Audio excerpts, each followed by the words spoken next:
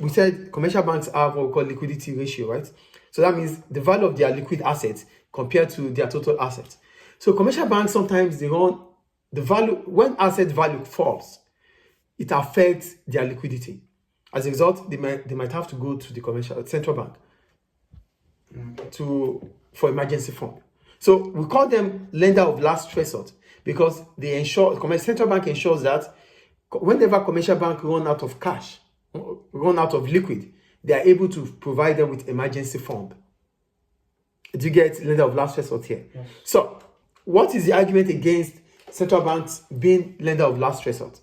It is argued that if central banks continue to be lender of last resort, it puts commercial banks become careless. So there's always going to be moral hazard.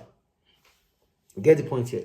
Central bank acts as a lender of last resort, which is good because it makes commercial banks to be able to operate continuously. And commercial banks are too big to fail. We talked about that before. So for every time they face any financial crisis, the central bank must always be there to bail them out because they are too big to fail. Because if they fail, then aggregate demand within the economy would fall, and that would bring about recession. So as a result of that, central banks are always going to be there to help out. But the argument is that with central bank being the lender of last resort, there's always going to be a market failure, which is moral hazard, because commercial banks would involve themselves in high profitable risk.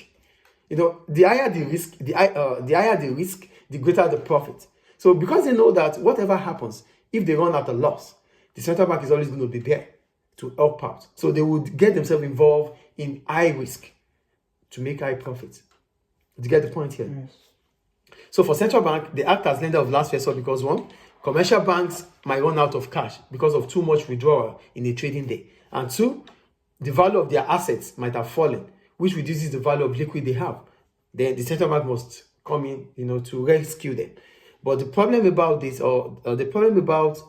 is that it is argued that with central banks being the lender of last resort, it brings about moral hazard. And why does it bring about moral hazard? It brings about moral hazard because commercial banks may engage in highly profitable and highly risk activities in the short term.